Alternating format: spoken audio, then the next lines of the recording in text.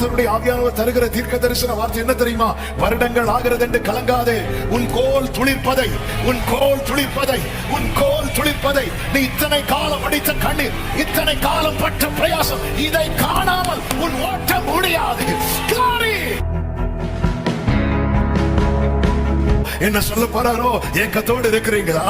என்ன சொல்ல போறாரோன்னு காத்திருக்கிறவர்களுக்கு சூழ்நிலை நெருக்கமா இருந்தாலும் என் ஆண்டவர் எனக்கு என்ன சொல்ல போகிறார்? காத்திருக்கிற உள்ளமே, குறித்த காலத்துக்கு தரிசனம் இன்னும் வைக்கப்பட்டிருக்கிறது. அமைதியா இருந்த, ஒரு பிரச்சனை இல்லாம இருந்த, இப்போ நெருக்கத்தின் மேல நெருக்கம், போராட்டத்தின் மேல போராட்டம் வருதுன்னா இது நீ அமைதியா இருக்கிற காலம் அல்ல யாக்கோபே, இது ராக்காலத்திலே நீ விழித்திருக்கிற காலம்.